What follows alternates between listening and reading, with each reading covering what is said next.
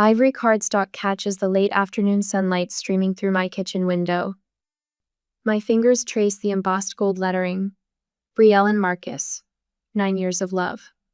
I arrange the invitations in neat stacks across my kitchen island, each one addressed and stamped, ready for tomorrow's mail run. 62 invitations to celebrate what took us nearly a decade to formalize. My phone rings. Mom's photo flashes on the screen, her Christmas portrait, perfect hair, perfect smile.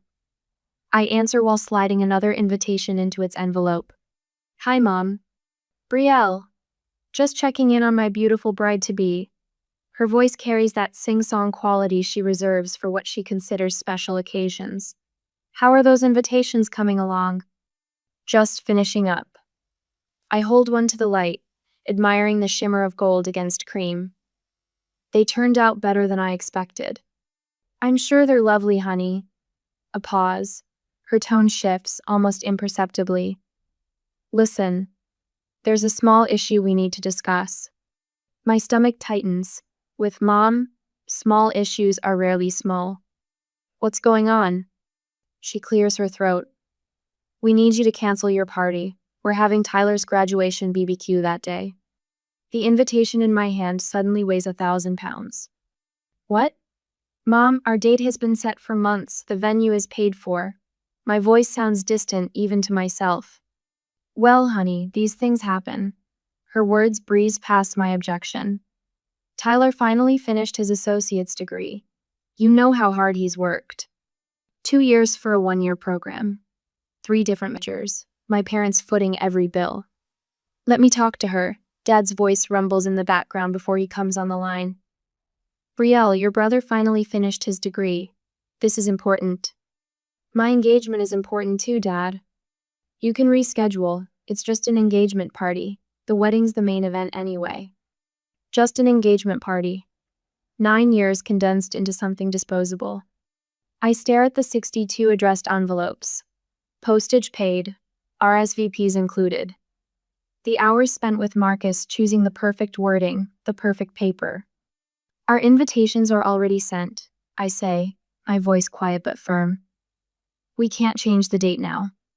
Mom sighs dramatically as she reclaims the phone. You've always been so selfish when it comes to your brother. Why can't you ever consider his feelings? A familiar ache spreads across my chest. I reach for a glass of water, my throat suddenly parched. I'm not being selfish. We've had this date planned since January. Tyler just decided on his graduation party last week. Family comes first, Brielle. Dad's voice booms through the speaker. I picture him pacing their living room, face flushed with that righteous indignation he specializes in. You need to be the bigger person here. The bigger person. Always me, never Tyler. My fiancé is my family too. My hand trembles, but my voice holds steady. An image flashes through my mind. Empty seats in the auditorium at my college graduation. Magna cum laude. Engineering degree. 4 years of sleepless nights and summer internships. Sorry, honey. Tyler has a soccer tournament that weekend. Mom had explained over the phone that morning. The contrast cuts sharp. Tyler's middle school graduation a month later. Banners hanging from the porch. Relatives from 3 states crowding their backyard. A professional photographer documenting every moment. My achievements miniaturized. His magnified. My eyes drift to Marcus's family photo on the refrigerator. His parents flanking him at his promotion dinner last year, their faces beaming with pride. The way his mother called me the next day just to say how proud she was of me too for supporting him through 60-hour work weeks while he earned that promotion. That's what family means to them. Mom's voice grows increasingly distant as I finger the golden edge of an invitation. We've already invited everyone, she says. Your father's golf buddies, my church friends. It would be embarrassing to change plans now. I won't be canceling our engagement party. The words come out calmer than I feel. Silence stretches between us, heavy and electric. Dad's voice cuts through, cold as January steel. Then don't expect us to be there. Tyler will be so disappointed.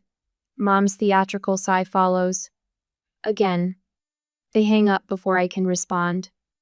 I stand alone in my sunny kitchen, surrounded by ivory and gold promises. Invitations scatter beneath my fingertips like fallen leaves. The perfect afternoon light now feels harsh, exposing. The front door opens. Marcus steps into the kitchen, briefcase dropping to the floor when he sees my face. What happened?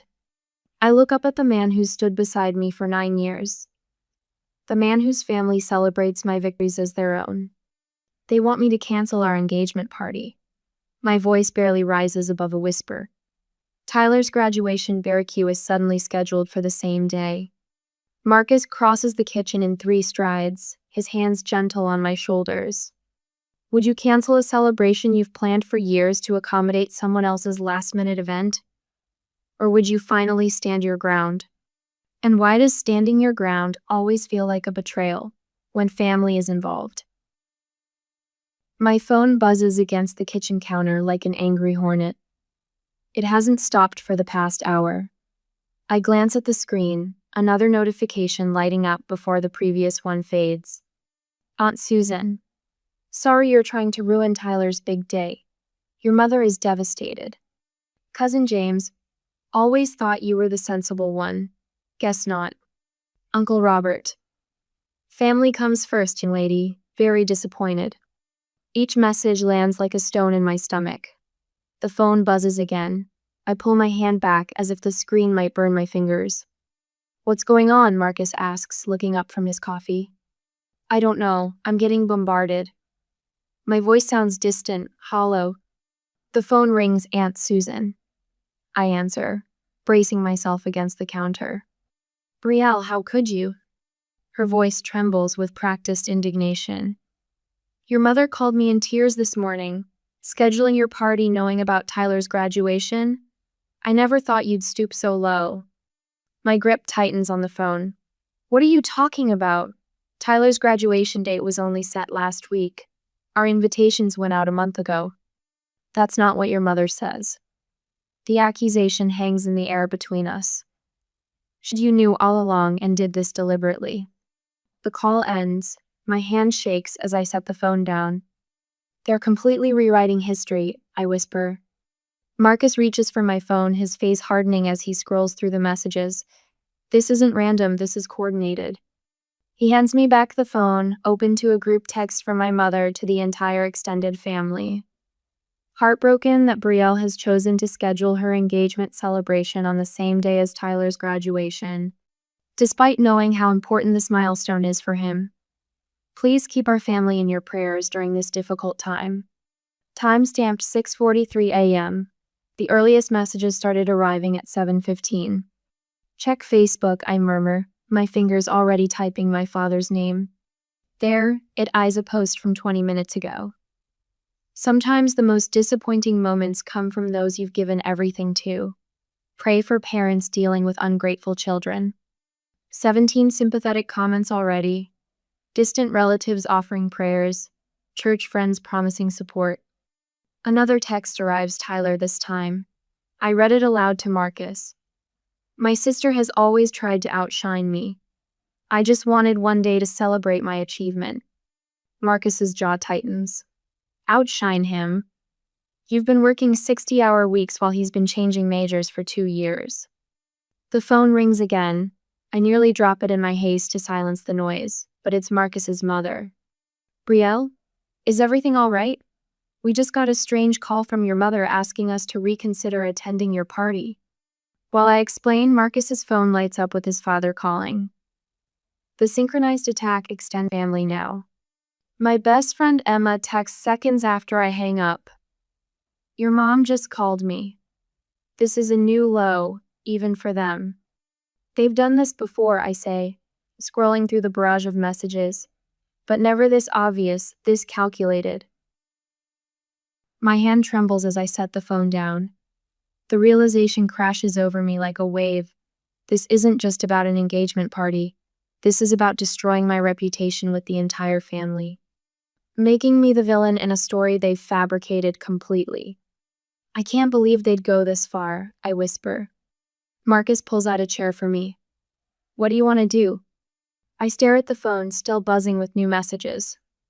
The engagement invitations sit in neat stacks across the counter, ready for tomorrow's mail run. The date embossed in gold, the 15th of June. A Saturday we chose 5 months ago.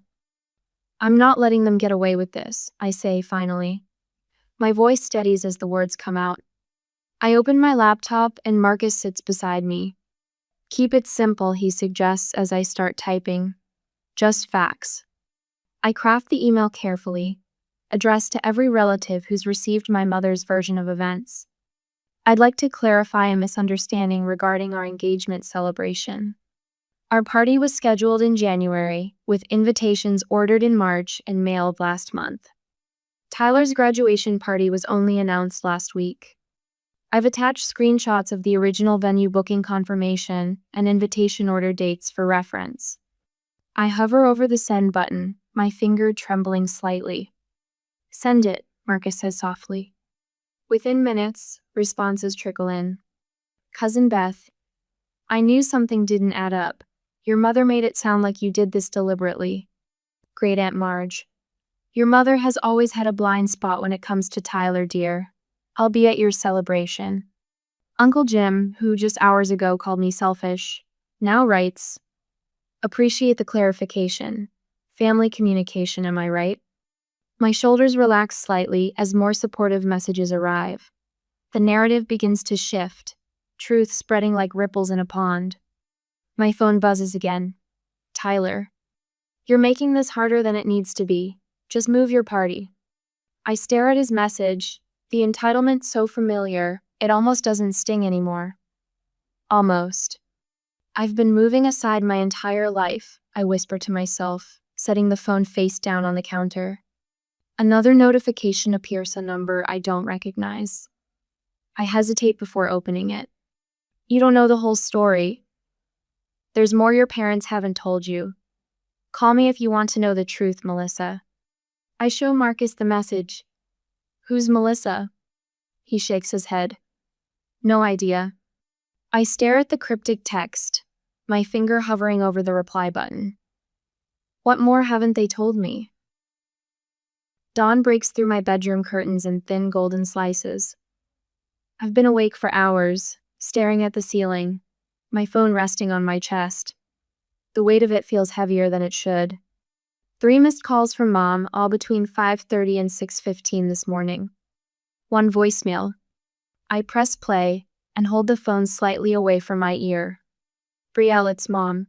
Her voice drips with that manufactured concern she's perfected over decades. Tyler is absolutely devastated. Honey, it's not too late to do the right thing. Call me back. The right thing. As if there's only one possible right thing, and it's whatever benefits Tyler. My phone buzzes with a text from Aunt Carol. Family should come first, Brielle. Your brother worked hard for this. 2 years for a 1-year program. The phone buzzes again. Uncle Steve. Your mother is beside herself. Is this really the hill you want to die on? The doorbell rings. I slip on my robe and pad down the hallway, my bare feet silent against the hardwood. Through the peephole, Tyler's face appears distorted and fish-eyed. When I open the door, he's wearing that hangdog expression he's been crafting since childhood. Designer jeans, spotless white sneakers, and that easy, boyish smile that's gotten him out of trouble since he was 5. Hey, sis. He rocks back on his heels, hands stuffed in the pockets of his leather jacket. Can I come in for a sec? I step aside, noticing the glint of something on his wrist as he possesses a new watch. Stainless steel and sleek. A graduation gift, no doubt. Another reward for Tyler trying hard. Nice place, he says, though he's been here before. Twice.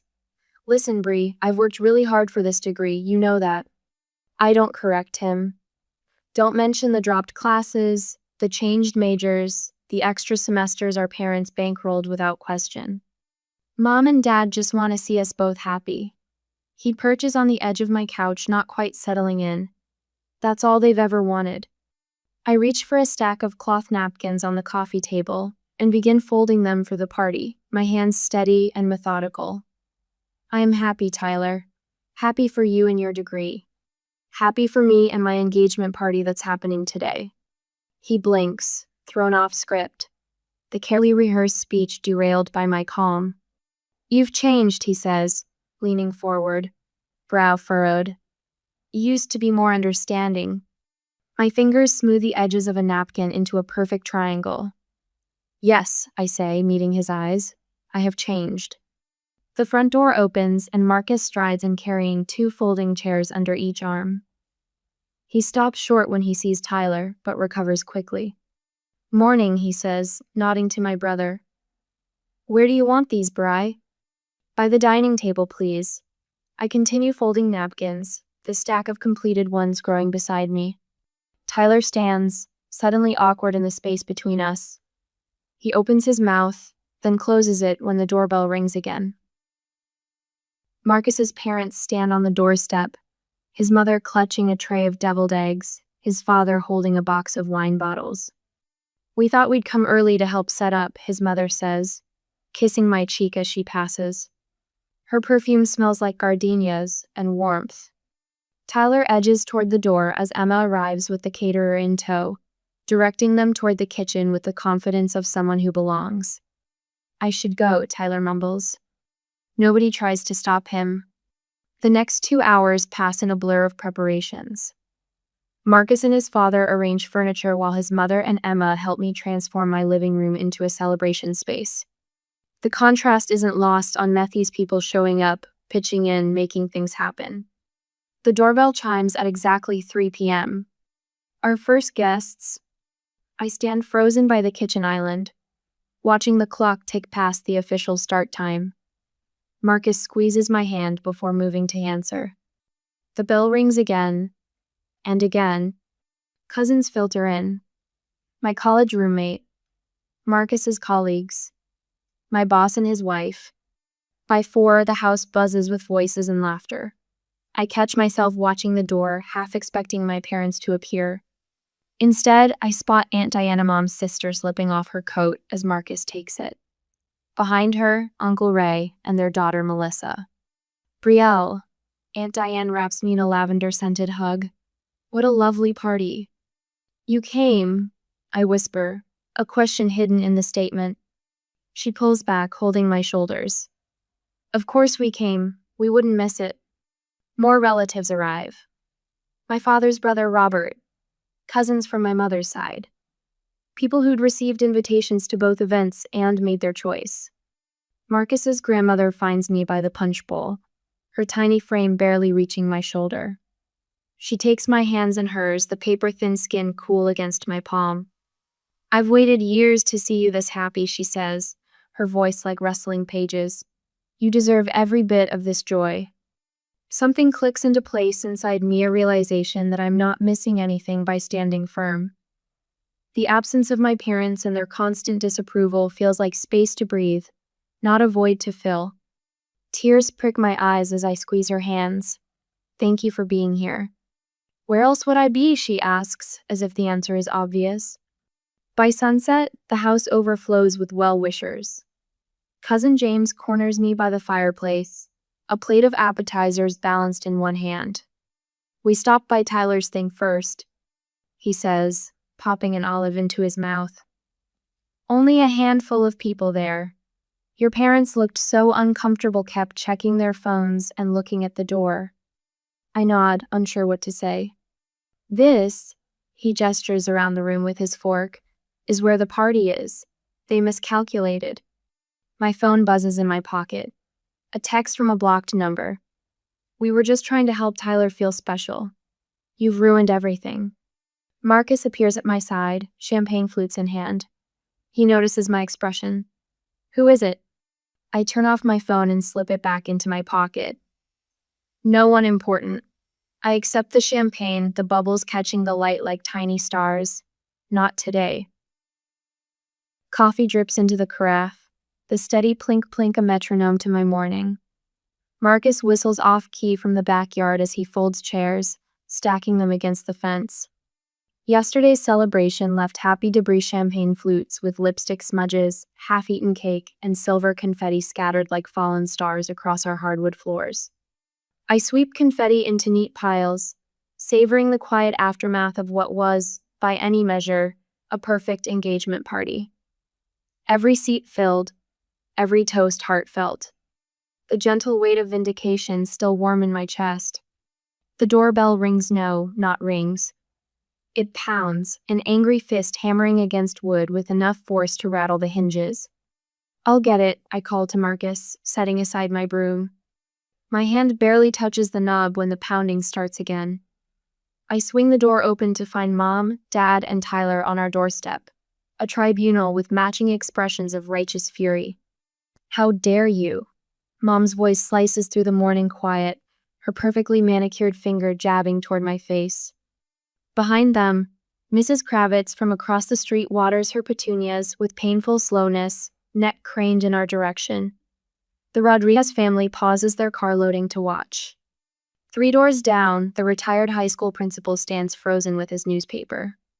"You deliberately ruined Tyler's celebration," Mom hisses, stepping forward until I can smell her Chanel number 5, the scent of my childhood disappointments. Dad's face blooms crimson, the vein at his temple throbbing. "After everything we've done for you, Brielle. Everything." Tyler lingers half a step behind them, arms crossed, his practiced wounded expression firmly in place. "You've always been jealous of me. Always." The words sound rehearsed, as if they'd prepared their attack in the car.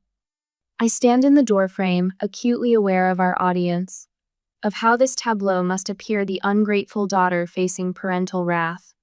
It's a familiar script, but I'm tired of my assigned role. "I didn't ask anyone to choose between events," I say, my voice quieter than theirs but steady as oak. "People made their own decisions."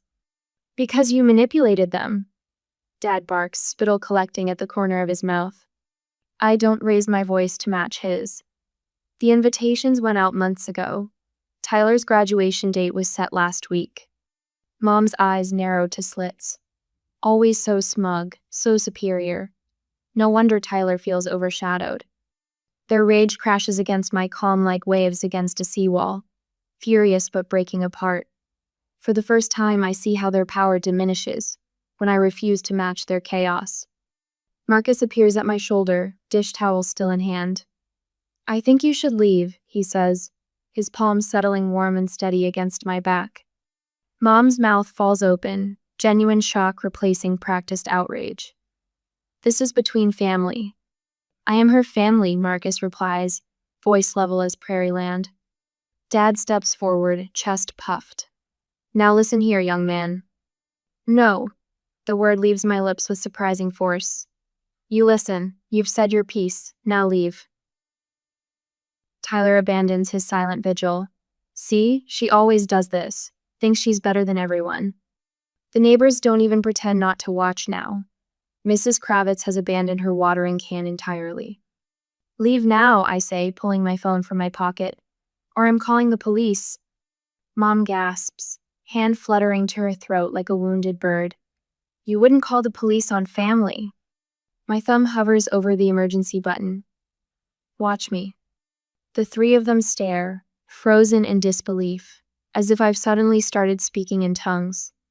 "She's bluffing," Tyler mutters, but uncertainty creeps into his voice.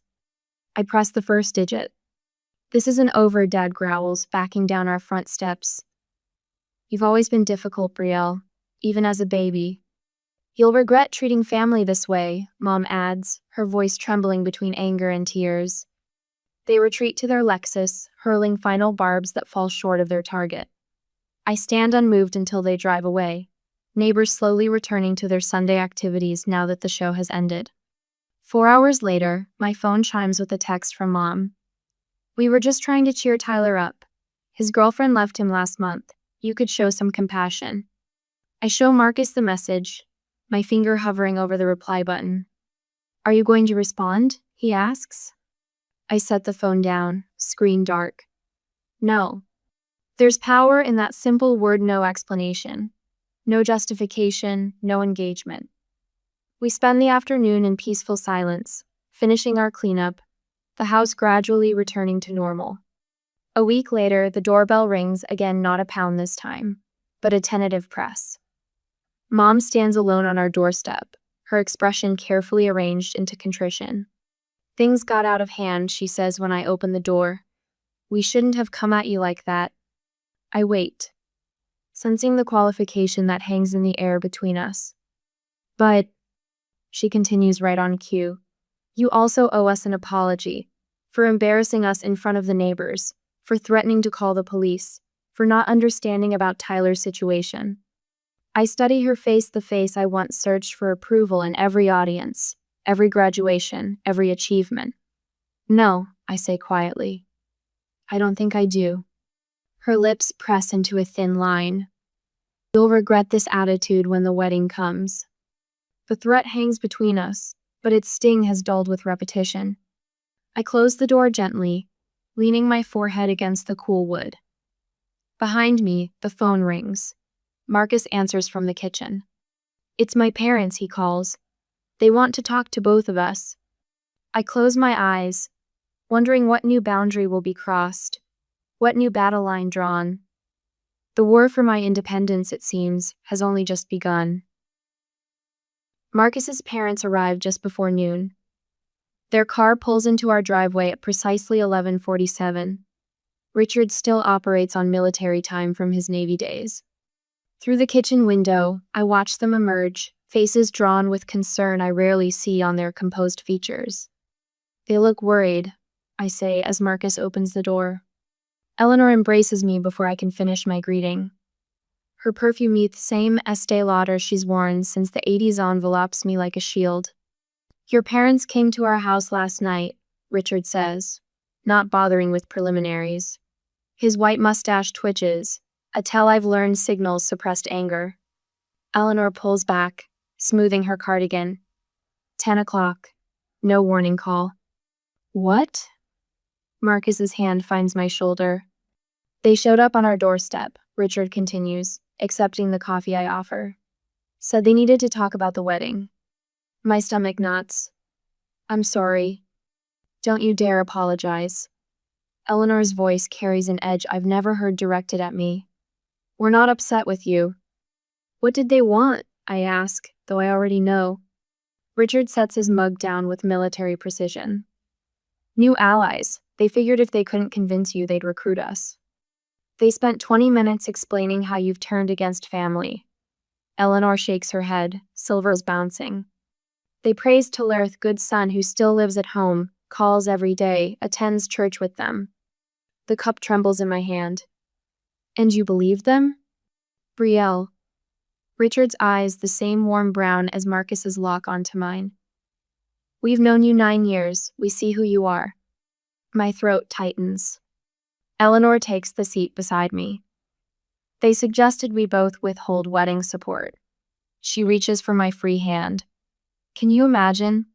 The audacity. What did you say? Marcus asks. Richard laughs a sharp bark that makes me jump. I told them we support your decisions completely. That family doesn't manipulate family. Richard was quite direct. Eleanor's lips quirk upward. I believe the phrase emotional blackmail was used.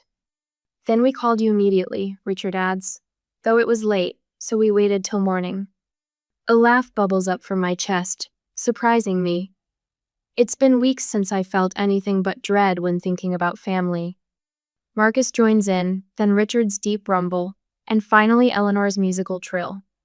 The kitchen fills with the sound, washing away some of the heaviness I've carried. When the laughter fades, I rise from the table. I need to show you something. In my home office, I unlock the bottom drawer of my desk. The leather-bound journal inside has accumulated entries for nearly 15 years. I've never shown it to anyone, not even Marcus. What's that? Eleanor asks as I return. Evidence. I open to the first page, dated from my high school graduation. My neat handwriting documents the cancellation of my graduation dinner because Tyler had a baseball game. Page after page chronicles a pattern. Tyler's failed screenwriting business, funded by my parents to the tune of $40,000. My magna cum laude graduation, attended by only my cousin Emma because Tyler had a soccer tournament. The year my Christmas gifts were wrapped in newspaper while Tyler received a new car, because he needed reliable transportation for his pizza delivery job. I flipped through Faster Naomi Engineering Award ceremony. My parents skipped to attend Tyler's community college orientation. My promotion dinner, they left early because Tyler called with a flat tire. "You've been documenting all this?" Marcus asked quietly. I nod. At first, it was to convince myself I wasn't crazy, that the pattern was real. Richard's jaw tightens as he reads an entry from 3 years ago. "I've never seen it all together like this," I admit. "It's undeniable." Eleanor squeezes my hand. "What will you do now?" My mind is suddenly startlingly clear. I'm meeting Mom for coffee tomorrow at the Bluebird Cafe. Public setting, Richard notes with approval. Smart. She thinks it's reconciliation. I close the journal. She's wrong. I picture my mother sitting across the table, expecting apologies and compromise. But for once, the calm settling over me isn't forced or fragile. I'm bringing this. I tap the journal. It's time she sees what I've seen all along. Are you sure? Marcus asks. But his tone tells me he already knows my answer. I nod. No more pretending. No more accepting that I deserve less consideration than Tyler. The next afternoon, my mother's face brightens when she spots me entering the cafe. She's already ordered chamomile tea with honey, her afternoon ritual since the 70s. I slide into the chair across from her, place the journal on the table between us. "I'm so glad you called, honey," she begins. "I knew you'd come around. This is why I won't apologize." I push the journal toward her. Her smile falters. "What's this?" 15 years of evidence. She flips it open, confusion spreading across her features as she scans the first page. Then the second, by the third, color drains from her face. "You've been keeping score?" Her voice rises, drawing glances from nearby tables. I needed proof. For myself, mostly. She snaps the journal shut. "This is ridiculous. Families don't—" "I need distance," I interrupt. The words feel like releasing a breath I've held too long. "No contact until you acknowledge the favoritism." Her mouth opens, closes, opens again. "You're welcome to attend the wedding as guests," I continue. "Not as honored parents, your choice." Something shifts in her eyes, a mask slipping. "You've always been difficult, even as a child." There it is, the truth finally spoken aloud. Not disappointment that I'm failing to meet some standard, but resentment that I exist at all. "And that's exactly why I'm making this decision," I reply, voice steady. I stand, leave the journal on the table, her inheritance. At home, Marcus looks up from his laptop. "How did it go?" A peace I haven't felt in years settles over me. I smile and nod, the strained expression I've perfected for family gatherings, but something genuine. It went exactly as expected. On the coffee table, our wedding invitations wait, addressed but unsealed. Tomorrow's decision. Sunlight filters through antique lace curtains, catching the delicate beadwork on my dress. I stand at the window, watching guests arrive in 2s and 3s, each face familiar and welcome. No strangers invited out of obligation. No empty chairs where parents should sit. The venue buzzes with genuine laughter. Flowers in shades of cream and blush adorn every surface, exactly as I pictured. Marcus's mother arranged them herself, staying up late with me last night, her fingers working alongside mine. "Ready?" Marcus's father appears in the doorway, his silver hair combed back, boutonniere perfectly straight. I smooth my hands over ivory silk. "Yes." He offers his arms, sturdy and sure. "You look beautiful, Brielle." No drama, no last-minute demands. Just calm certainty as we walk toward the garden where Marcus waits. The string quartet begins playing as we step onto the stone path. Faces turn, smiles genuine. Emma winks from her position as my maid of honor. Marcus's eyes find mine, steady and clear. We stop at the altar. The minister's voice carries across the garden. "Who gives this woman to be married today?" Marcus's father squeezes my hand. "She gives herself, with our blessing." My throat tightens. I step forward alone, strong in my independence yet surrounded by chosen family. Marcus takes my hands in his, and I feel the last weight lift from my shoulders. The year since standing my ground has been a revelation. Thanksgiving at Marcus's parents' house, his mother teaching me her stuffing recipe, no competition for attention. Christmas morning with hot chocolate and silly gifts, no walking on eggshells. "Pass the potatoes, dear," my mother-in-law says, during Sunday dinner, her voice warm with genuine affection. These new traditions fill spaces once occupied by tension. The constant knot in my stomach has unraveled, leaving room for joy. At the reception, Emma raises her glass. To Brielle and Marcus, to choosing peace over obligation. Cheers erupt, the crystal sound of glasses clinking like wind chimes in a gentle breeze. I scan the room, college friends who supported me through sleepless study nights. Coworkers who celebrated my promotions. Marcus's extended family who welcomed me without reservation. No complicated history, no scorekeeping. My cousin Jennifer approaches during the cake cutting, her voice low. "Can I talk to you a minute?" We step aside. She twists her napkin between nervous fingers.